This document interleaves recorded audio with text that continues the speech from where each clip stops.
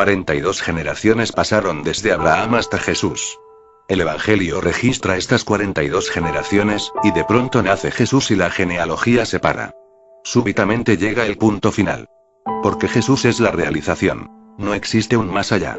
Jesús es la culminación, no existe posibilidad de ir más allá. Abraham engendró a Isaac, Isaac engendró a Jacob, así sucesivamente. A partir de ahí no puede irse más allá de Jesús. Se ha alcanzado lo supremo.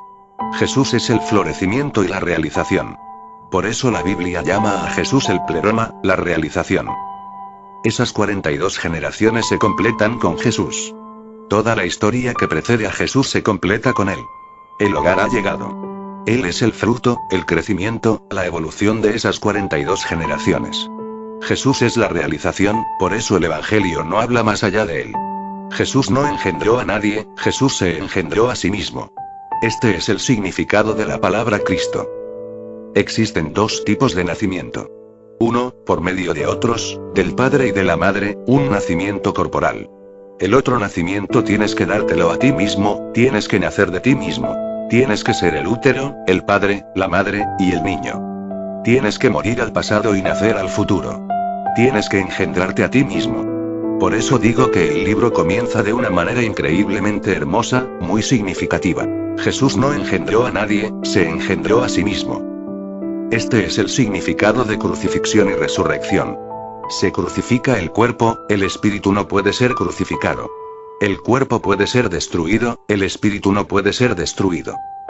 El cuerpo es denso. Una espada puede cortarlo, el veneno puede matarlo. Incluso aunque nada vaya a matarlo, la muerte llegará y el cuerpo se habrá ido. Tiene que marcharse, está sujeto a irse. Solo permanece allí en el momento presente. Aquellos que son conscientes, utilizan su tiempo para crear espíritu en ellos. El cuerpo es como las uvas. Las uvas tienen que extinguirse. No puedes guardarlas por mucho tiempo, se pudrirán. Pero de ellas puedes hacer vino, por eso también se le llama espíritu. Puedes crear espíritu de tu ser, un vino. Las uvas no pueden acumularse, son temporales, momentáneas. Pero el vino puede permanecer siempre. De hecho, cuanto más añejo, más preciado y valorado es. Tiene una duración atemporal, algo que pertenece a la eternidad. El cuerpo es como las uvas, y si lo utilizas correctamente, puedes crear vino dentro de ti. El cuerpo desaparecerá, pero el vino puede permanecer, el espíritu puede permanecer. Jesús ha hecho muchos milagros. Uno de ellos es transformar el agua en vino. Esto es una metáfora, no lo tomes literalmente. Si lo tomas literalmente, destruyes su significado, su sentido. Y si tratas de demostrar que es un hecho histórico, eres un estúpido, y contigo, Jesús también parece un estúpido. Son metáforas del mundo interior. El mundo interior no puede ser expresado literalmente, sino simbólicamente, solo o alegóricamente. Convertir el agua en vino únicamente significa crear lo eterno, convertir lo que no perdura en aquello que sí perdura. Si guardas agua, antes o después empezará a oler mal. Sin embargo, puedes guardar vino durante años, siglos. Y cuanto más tiempo pase mejor será, más fuerte, más potente. El vino es una metáfora de lo eterno. Jesús se transforma a través del sacrificio. Nunca nadie puede transformarse sin sacrificio. Tienes que pagar por ello. La cruz es el precio que se paga. Tienes que morir para volver a nacer, tienes que perderlo todo para ganar a Dios. Jesús se engendró a sí mismo. Este fenómeno sucedió en la cruz. Durante un momento él dudó, estaba muy desconcertado, lo cual es natural. Durante un momento no podía ver a Dios en ninguna parte. Todo estaba perdido, estaba perdiéndolo todo. Iba a morir y parecía que no hubiera ninguna posibilidad. Esto le ocurre a todas las semillas. Cuando se introduce la semilla en la tierra, hay un momento en el que se pierde a sí misma, y deberá dudar, las mismas dudas que tuvo Jesús en la cruz. La semilla está muriendo y debe agarrarse al pasado. Quiere sobrevivir, nadie quiere morir. Y la semilla no puede imaginar que esto no es la muerte, que pronto resucitará envuelta de mil maneras, que pronto empezará a desarrollarse como brote. La muerte de la semilla será el nacimiento del árbol, y tendrá muchas hojas, flores y frutos, y vendrán pájaros que se posarán en sus ramas y harán sus nidos, y la gente se sentará bajo la sombra del árbol. Y el árbol hablará con las nubes y las estrellas de la noche, y jugará con el cielo, y bailará con el viento. Y habrá gran regocijo. Pero ¿cómo puede conocer esto la pobre semilla que nunca ha sido otra cosa antes? Es inconcebible. Por eso Dios es inconcebible. No se le puede demostrar a la semilla que esto es lo que le va a ocurrir, porque suponiendo que la semilla pidiera, entonces déjame ver qué vas a hacer. Esto es imposible, no puedes hacerle ver lo que le va a ocurrir. Va a suceder en el futuro, y, cuando ocurra, la semilla habrá dejado de estar. La semilla nunca podrá encontrarse con el árbol. El hombre nunca se encuentra con Dios. Cuando el hombre ya no está, Dios desciende. Jesús dudó, estaba preocupado, desconcertado. Gritó, casi le gritó al cielo. ¿Por qué me has abandonado? ¿Por qué? ¿Por qué me torturas así? ¿Qué mal te he hecho? Mil y una cosas debieron cruzar por su mente. La semilla está muriéndose, y es completamente ajena a lo que va a ocurrirle a continuación. No pude concebir cuál será el próximo paso, de ahí la necesidad de fe, de confianza. La semilla tiene que confiar en que el árbol nacerá. Con todas sus dudas, todo tipo de miedos, inseguridades, angustias, ansiedad, a pesar de todo ello, la semilla tiene que confiar en que el árbol nacerá, que el árbol va a tener lugar. Es un salto hacia la fe. Este salto le sucedió a Jesús, se relajó en la cruz y dijo: venga a mí tu reino. Hágase tu voluntad. Su corazón palpitaba. Es natural. Tu corazón también palpitará, tú también tendrás miedo cuando te llegue el momento de la muerte, cuando llegue ese momento en el que desapareces y te pierdes en una especie de nada, y que parece que no hay manera de sobrevivir, y tienes que rendirte. Te puedes rendir de dos maneras. Contra tu voluntad, en cuyo caso te perderás el verdadero objetivo, simplemente morirás y volverás a nacer. Si puedes relajarte con profunda aceptación y confianza, si puedes rendirte sin ninguna resistencia, eso es lo que Jesús hizo, este es su milagro más grande. Para mí este es el milagro, no que devolviera la salud a los enfermos, que hiciera ver a los ciegos, curara a los leprosos o incluso resucitara a Lázaro, para que volviera a la vida estando ya muerto. No, para mí estos no son los verdaderos milagros, todos son parábolas, metáforas. Todos los maestros han dado ojos a los que estaban ciegos y oídos a los sordos. Todos los maestros han sacado a la gente de la muerte que ellos llaman vida, los han sacado de sus tumbas. Estos son metáforas. El auténtico milagro es cuando Jesús, a pesar de sus dudas, preocupaciones, sospechas, se relaja, se rinde y dice: hágase tu voluntad. En ese momento Jesús desaparece y nace Cristo. Teilhard de Chardin lo llama cristogénesis. Jesús engendrando a Cristo. Mediante la cristogénesis, el hombre se transforma en lo que realmente es. Pierde aquello que no es y se convierte en lo que es. El hombre se vuelve Cristo. Pero un Cristo, nunca un cristiano. Un cristiano es aquel que sigue el dogma cristiano. Cristo significa aquel que muere como semilla y se convierte en un árbol. Cristo significa abandonar el ego, desaparecer como uno mismo y aparecer en otro plano, un tipo de transfiguración. Una resurrección. Cristo significa que ya no estás solo. Dios está en ti y tú estás en Dios. Esta es la paradoja de la consciencia de Cristo. Cristo muchas veces se llama a sí mismo Hijo del Hombre y muchas otras veces Hijo de Dios.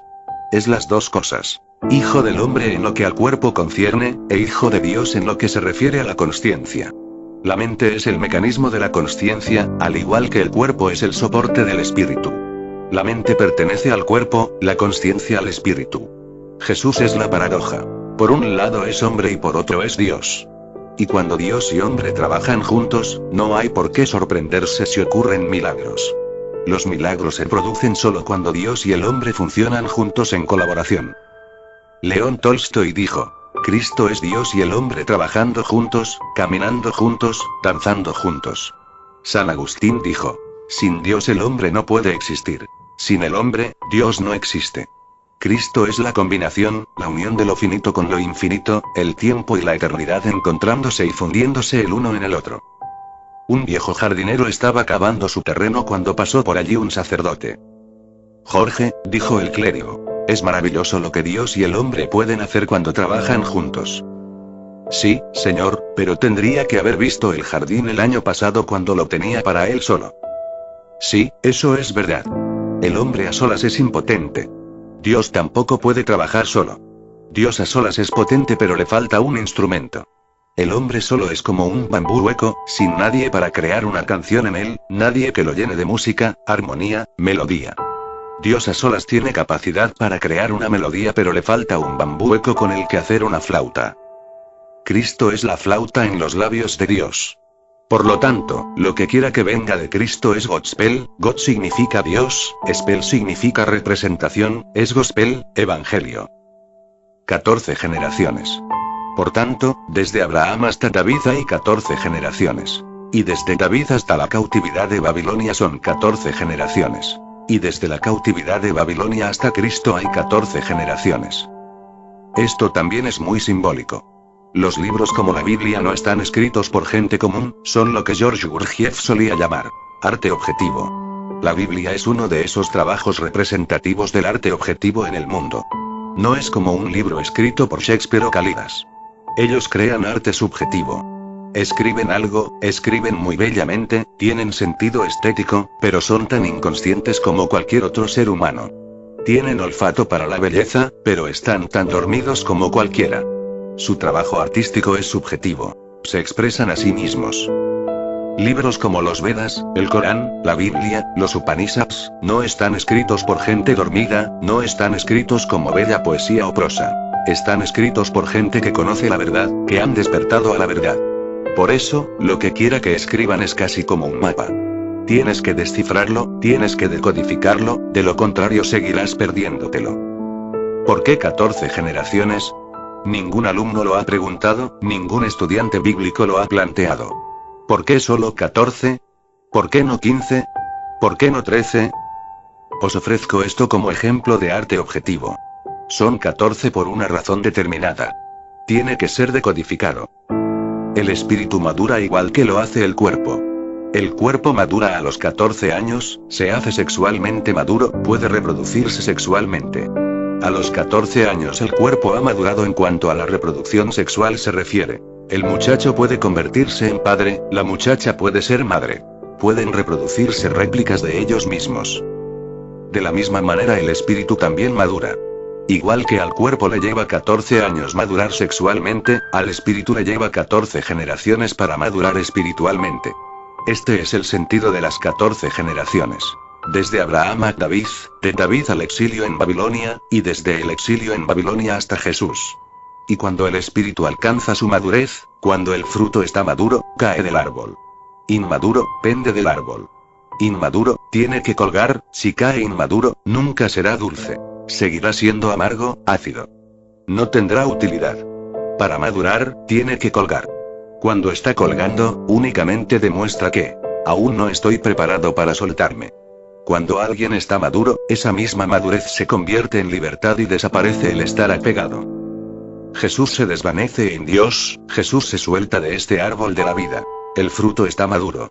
En Oriente decimos que cuando alguien ha llegado a ser perfecto, en el sentido de que ha crecido todo lo que era posible en esta tierra, en esta situación, ya no volverá otra vez. Entonces cruza hacia el más allá. Va más allá del punto de no retorno. Ya no vuelve nunca más. Nosotros lo llamamos un Buda o un Jaina. Los judíos llaman Cristo a ese estado. Alguien que ha ido más allá y que solo estará aquí durante un tiempo. El fruto está maduro esperando a caer en cualquier momento, una pequeña brisa y el fruto se habrá ido para siempre, desapareciendo en la existencia. Por eso el árbol se ha detenido en Jesús. Sigue soltero, sin reproducirse. Este celibato no tiene nada que ver con el reprimido celibato común. Él no está en contra del amor, tampoco está en contra del sexo, no es un puritano, tampoco es un moralista. La otra noche estuve leyendo lo que Dostoyevsky dijo. Que los moralistas son siempre gente miserable. Esto parece ser una observación auténtica. Los moralistas son gente miserable. De hecho, únicamente los miserables se hacen moralistas. Son tan miserables que les gustaría hacer que los demás también lo fueran. Y la mejor manera para hacer que la gente se sienta miserable es hacerles sentir culpables. Jesús no es un moralista. Su brahmacharya, su celibato, tiene una cualidad totalmente distinta. Simplemente dice que ya no está interesado en reproducirse en el plano físico, está interesado en reproducirse en el plano espiritual. Ya no hace que nazcan niños, hace que nazcan discípulos. Crea en el mundo más soportes en los que Dios pueda descender. No crea cuerpos, crea almas. Y es un maestro de milagros. Creó mucha gente iluminada en la tierra, tenía este toque mágico. y los creó de gente insignificante. Buda creó mucha gente iluminada, pero eran almas muy desarrolladas. Un Sariputra era ya un alma muy evolucionada. El fruto ya estaba maduro. Mi propio sentimiento es que aunque Buda no hubiera entrado en la vida de Sariputra, antes o después se habría iluminado. Buda no fue muy esencial. Ayudó, aceleró las cosas, pero no fue muy esencial. Si Sariputra no se hubiera encontrado con él, tal vez en 1 o 2 vidas habría aparecido a la vuelta de la esquina. Ya estaba en camino, estaba al borde. Así sucedió con Mahakasyap, también con Mogaliayan, y así ocurrió con otros discípulos de Buda. Pero Jesús realmente hizo milagros. Tocaba piedras corrientes y las convertía en diamantes. Se movía entre gente muy común. Un pescador lanzando su red y entonces llega Jesús, se queda detrás de él, le pone la mano sobre el hombro y dice: mírame a los ojos. ¿Cuánto tiempo vas a estar pescando peces? Puedo hacer de ti un pescador de hombres. Mírame a los ojos. Y el pobre pescador común, sin educación, sin sofisticación, sin cultura, no habiendo oído nunca nada, tal vez jamás se había interesado en el crecimiento espiritual. Contento de pescar peces y venderlos, feliz de vivir el día a día, miró a los ojos de Jesús, tiró la red y lo siguió, llegando el pescador a ser un iluminado. Lo mismo pasó con el granjero, con el cobrador de impuestos o incluso con una prostituta, María Magdalena. Jesús convierte el metal corriente en oro. Es realmente la piedra filosofal. Su toque es mágico. De aquello que toca surge inmediatamente el espíritu. Buda iluminó a mucha gente, pero ya estaban en el camino. Buda se movía entre gente sofisticada, instruidos, virtuosos, especiales. Jesús movía entre gente muy común, los pisoteados, oprimidos, pobres. Este fue uno de los crímenes que le atribuyeron los clérigos. Andar entre cambistas, alcohólicos y prostitutas. Va con prostitutas, va con cualquiera, come con cualquiera. Es un hombre caído. Y en la superficie, en todos los aspectos, parecía un hombre derrumbado. Pero únicamente descendía hacia esa gente para ayudarles a levantarse. Caía hasta lo más bajo para dirigirlos hacia lo más elevado. Existe un motivo. Lo más bajo puede que no sea sofisticado, sin cultura, pero tiene pureza de corazón. Tiene más amor. Ahora podrás comprender la diferencia. El camino de Buda es el de la inteligencia. Él no puede dirigirse a un pescador y decirle: ven a mí y yo haré que te ilumines. Esto no es posible para él. Su camino es el de la consciencia, la inteligencia, la comprensión. El pescador ni siquiera comprendería su lenguaje. Está muy por encima de él, más allá de su alcance. El camino de Jesús es el camino del amor, y la gente pobre tiene más amor que los ricos. Tal vez este sea el motivo por el que son pobres, porque cuando se tiene mucho amor no se puede acumular mucho dinero, lo uno no es compatible con lo otro. Cuando se tiene mucho amor se comparte. Un rico no puede amar porque su amor siempre será un peligro para su riqueza. Si ama a la gente, tendrá que compartir con ellos. Durante 7 años estuve viviendo con una familia. El hombre era muy rico y estaba interesado en mis ideas, por eso me invitó a quedarme con él. Hizo para mí todo tipo de bonitos arreglos. Me proporcionó una casa grande con un enorme jardín. Y para poder estar conmigo, se vino a vivir junto con toda su familia. Yo estaba sorprendido, nunca lo había visto hablando con su mujer o sus hijos. Cuando estuvimos más habituados a estar juntos, un día le dije: nunca te veo sentado con tu mujer o tus hijos. Nunca te veo hablar con nadie de tu familia. ¿Qué es lo que pasa? Él me contestó: si le hablo a mi mujer, inmediatamente empieza a pedir: hay una joya muy bonita en la tienda, o bien, han llegado unos saris muy bonitos, o esto o lo otro. Inmediatamente salta sobre mi bolsillo. Si hablo con mis hijos, enseguida empiezan a hurgarme en los bolsillos. He aprendido que es mejor quedarme quieto, rígido y enfadado. Esto me protege. Así nadie me pide nada. Comprendí su idea. Esta es la idea de todos los ricos del mundo. La persona que se obsesiona demasiado con su dinero lo hace porque realmente no puede amar. El dinero se convierte en el sustituto del amor. Empieza a atesorar dinero porque piensa que es lo único que puede hacerle feliz. Atesora dinero, al menos podrás comprártelo todo. Incluso cree que con su dinero puede comprar el amor. Podrá comprar sexo pero no amor. Sin embargo, mucha gente piensa que el sexo es amor. Podrá comprar cuerpos, pero no podrá tener ninguna intimidad con la persona. Mucha gente piensa que basta con poseer el cuerpo del otro. ¿Qué más se necesita? ¿Por qué preocuparse de nada más? A muchos solamente les interesa el sexo ocasional, sin intimidad, sin profundizar más, sin entrar en un diálogo profundo. Tienen miedo del diálogo profundo porque entonces hay compromiso y con el compromiso viene la responsabilidad. Para ello, tendrían que ser muy sensibles, estar vivos. ¿A quién le importa? El sexo ocasional está bien y se puede comprar, está disponible en el mercado. Quien solo piensa en el dinero cree que puede comprarlo todo. Por lo tanto, ¿por qué preocuparse de nada más? Puedes conseguir la mujer más hermosa, la casa más hermosa, esto y aquello, piensa que esto va a satisfacerle. Esto nunca satisface. Solamente el amor satisface, ningún otro sustituto puede satisfacer jamás. Un sustituto es un sustituto. Es pseudo. La gente pobre tiene más amor, porque los pobres no han cultivado tanto la cabeza, su energía se mueve en torno al corazón. Estos son los dos centros. O bien la energía se mueve en el corazón o en la cabeza. Es muy raro encontrar a alguien tan equilibrado que su energía se mueva tanto en un centro como en el otro, o bien, que sea capaz de llevar la energía allí donde se necesite desviarla. Cuando quiere ser inteligente, canaliza, mueve su energía hacia la cabeza. Cuando quiere amar, canaliza su energía, toda su energía hacia el corazón. Este sería el hombre perfecto. Pero generalmente la gente no es tan perfecta. O bien están aferrados a la cabeza o están disponibles para el corazón. El camino de Jesús es el del amor, por eso hizo milagros con la gente pobre, con la gente común cuya inteligencia aún no estaba muy desarrollada. Pero le fue posible utilizar esa ocasión porque todavía su energía era pura y aún estaba en el corazón. Eran más parecidos a los niños. Exactamente igual que el cuerpo madura en 14 años, el espíritu madura en 14 generaciones. Este es el límite mínimo. Depende de ti. Puede que no crezca ni en 114 generaciones, puede que seas muy perezoso o que continúes sin darte cuenta. Siendo así, puedes seguir durante millones de vidas y no crecer.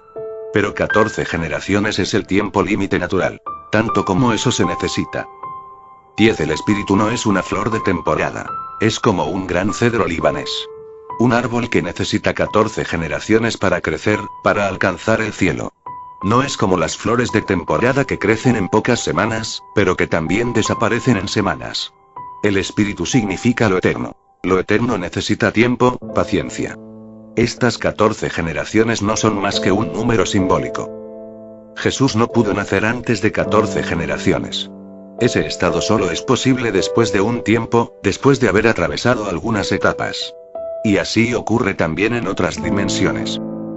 Por ejemplo, el hombre de las cavernas no pudo contribuir con los diálogos platónicos, las sinfonías de Beethoven, las pinturas de Leonardo da Vinci o la poesía de Rabindranath Tagore. El hombre de las cavernas no podía ofrecernos estas cosas. Tampoco pudo aportar un Albert Einstein, un Dostoyevsky o un Picasso. No pudo darnos un Buda, un Lao Tse o un Jesús. Se necesita tiempo y preparación, y también se necesitan ciertas condiciones para poder crecer, solo entonces cabe la posibilidad de un Jesús. Para que Jesús exista son necesarias muchas cosas. Solo en esas circunstancias puede ser. Para que Jesús pueda expresar lo que quiere decir es necesario una persona que lo entienda. Esto que os estoy diciendo solo puede ser dicho ahora. Únicamente se puede decir ahora, nunca antes. No hubiera sido posible. Y lo que os estaré diciendo mañana, solo será posible mañana, no hoy. Tienes que ser receptivo, tienes que crecer. Si no estás en un cierto estado receptivo, no puede ser expresado. Jesús es la culminación de toda la consciencia judía, y lo extraño es que los judíos lo rechazaron. Esto es lo que siempre viene sucediendo. Buda fue la culminación de la consciencia hindú, y los hindúes lo rechazaron. Sócrates fue la culminación de la consciencia griega, y los griegos lo mataron. Es muy extraño, pero esto siempre ha sucedido así. ¿Por qué no podemos aceptar nuestra propia culminación? ¿Qué es lo que no funciona? ¿Por qué no pudieron los judíos aceptar a Jesús? Estuvieron esperándolo, esperaban al Mesías, esperaban que llegara Cristo. Todavía están esperando, pero el Mesías ya ha venido y también se ha ido. Ellos colaboraron para que se marchara y, sin embargo, todavía siguen esperándolo. ¿Cuál fue el error? ¿Qué es lo que siempre hacemos mal? Jesús es la culminación de la consciencia judía. Todos los profetas que lo precedieron estuvieron preparando el terreno para su llegada. Eso fue lo que Juan Bautista le decía a la gente. Yo no soy nada comparado con la persona para la que estoy preparando el camino. Solo soy un barrendero que está limpiando el camino para su llegada. Aquel que está más elevado que yo está llegando. Juan Bautista y los demás profetas únicamente prepararon el camino para esta culminación suprema, para esta cima, este Everest. Y cuando el Everest llega, algo empieza a ir mal. ¿Qué es lo que va mal? Las otras cimas comienzan a sentirse pequeñas. Todos han colaborado. Simplemente date cuenta que el Everest no puede mantenerse en pie si las demás cimas de los Himalayas se esfuman. El Everest no puede quedarse solo. Necesita todos los Himalayas para apoyarle, para que pueda estar allí. No puede elevarse tan alto por sí solo, ninguna cima puede subir tan alto sola. Necesitará el soporte de miles de otras cimas más pequeñas, más grandes y de todo tipo. Pero una vez la cima se ha elevado, las demás cumbres empiezan a sentirse heridas. Sus egos duelen. Es muy doloroso. Ellas le han dado soporte, esta es la paradoja, han ayudado a su crecimiento. De no haber sido por ellas, esto no hubiera sido posible, y ahora que ha ocurrido, se sienten muy bajas, deprimidas. Sería muy lógico que todas las cumbres de los Himalayas conspiraran contra el Everest. Sería muy lógico que lo crucificaran. Eso es lo que sucedió a Jesús. Una vez estuvo allí, los judíos, los rabinos, los líderes religiosos, los sacerdotes empezaron a sentirse muy ofendidos. Su sola presencia era ofensiva. No porque él ofendiera ni hiriera a nadie, ¿cómo podría herir? Pero su sola presencia, esa altura similar a la del Everest, esa plenitud, esa prominencia, todo el mundo parecía bajo y pequeño. Pero el Everest no pudo hacer nada para evitarlo. No es arrogante, no es egoísta, pero sí es elevado, ciertamente esto es así. Todas las otras cimas se sienten heridas, dolidas, quieren vengarse. Por eso Jesús fue crucificado. Por eso Buda fue rechazado, expulsado completamente de su país. Se convirtió en extranjero en su propio país. Y así ha venido pasando a lo largo de los siglos, y aún sigue ocurriendo. Y parece que va a seguir siendo siempre así, porque el humano, después de todo, es hombre. En sus sueños, en sus actitudes egoístas, así es como funciona.